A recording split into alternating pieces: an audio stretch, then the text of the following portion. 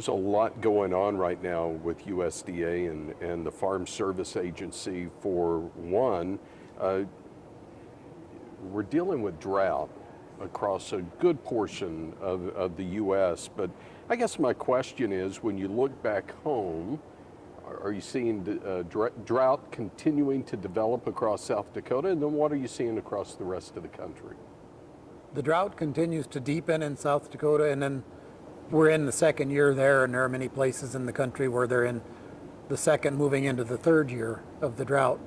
I just watched one of the forecasters today talk about the triple dip La Nina that we're going to be having, which is going to lead to drier conditions across the country that are going to continue to challenge our producers. And it's unfortunate that the dry conditions are forcing producers to make some challenging choices with regard to their base cow herd or livestock herd, as the prices are finally getting to a point where there's some profitability in it for the long haul. So we're going to do the best that we can at the agency to try to provide some tools to the producers to help them keep that livestock herd together. You know, we've made some changes to our livestock indemnity program to better suit producers in times of blizzard or other adverse weather impacts, and also made changes to the ELAP program to help producers mitigate some of the cost of moving feed or moving cows to feed. So we're really excited about being able to help with that, and interested to hear from the countryside how those tools are working out so that we can make adjustments as we go along. Now, we've also seen some payments rolling out due to the Inflation Reduction Act. How's that going? First off, let's back up. Yeah. Who are we targeting the payments to, and how's that program going? So one of the major components for the Farm Service Agency to deliver through the Inflation Reduction Act is some payment assistance to producers who are in distress. And Congress gave us the mandate to expeditiously get some payments out there to producers who are at risk of financial loss of the place. To that end, we set aside 1.3 of $3.1 billion, and really targeting our direct and guaranteed portfolios. We are making payments to catch those borrowers up. If they were delinquent more than 60 days as of September 30th, we're going to make a payment to help them catch up on our direct borrower side. Since we have more of the information of their particular financial circumstances, we're also making the next installment payment. And the idea is that we can buy these producers a production season, because a significant portion of the funding available under the Inflation Reduction Act to the FSA is going to be used to reimagine or re-envision the way we do our loan servicing, to really take a proactive planning approach with the loan servicing that we have a chance to do.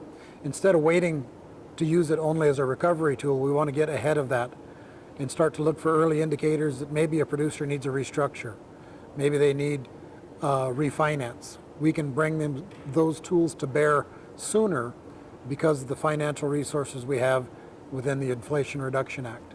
Another aspect of that is related financial assistance. Producers who took advantage of our disaster set-aside program within our direct loan portfolio, we're going to make that payment for them off the back end of their note. So it'll improve their equity position and improve their ability to go out and work with the borrower, with the lenders that we're talking with here this week. Farm Bill is nearing expiration, and obviously that is a component for Congress to worry about. But at the same time, you're implementing a farm bill that was written, 2018 Farm Bill. Has it performed? When you look at this farm bill, has it performed? Has it provided a safety net for producers? I think it's been helpful, and I think under the leadership of Secretary Vilsack, who's charged us with finding the flexibility and finding the boundaries, get out there and serve as many producers as you can with the resources that we've got, and be inclusive. Use the tools that we've got to get our arms around more producers, to make sure that that safety net is reaching people that it typically wouldn't have reached. We've got underserved populations that are made up of socially disadvantaged producers, veterans, women farmers, small farmers, organic farmers. Many of the tools that we have at our disposal haven't been looked at through the lens of the perspective of those producers. And Secretary Vilsack has been very supportive of us moving that boundary out and getting more people into the programs. You know, I think you hit on a perfect point here. We've got an aging population in ag. So how important is this next generation, and what tools are available through Farm Service Agency? How are you actively going after that? Well, the next generation is going to be critical to maintaining and rebuilding rural America.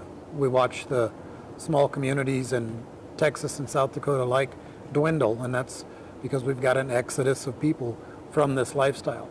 So there's a lot to unpack there on why that's happening, but our role as really one of the most farmer-facing aspects of the United States Department of Agriculture is to ensure that there is opportunity there for those producers. So we've got a robust loan program where young and beginning producers can come in and qualify for money that's set aside in our regular loan program to help them acquire real estate or acquire the means of production. But I think it's critical, Tony, for us to step back from this and understand that any machine is perfectly designed to have the output that it creates.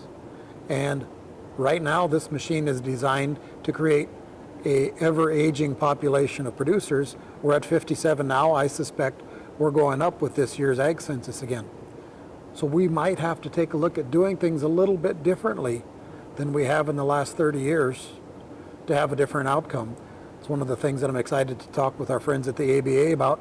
How do we work together to improve finance for producers for the long haul and to get those young and beginning producers in the door, into production in a way that allows them to be a contributor to that rural economy instead of someone that wants to flee it.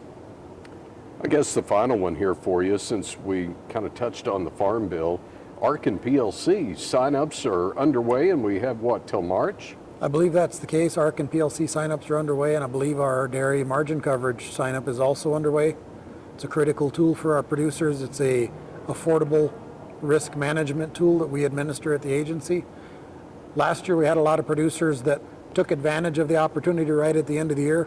It didn't generate a payment till the end of the year, but now it is. So producers are glad they made that small capital outlay to participate.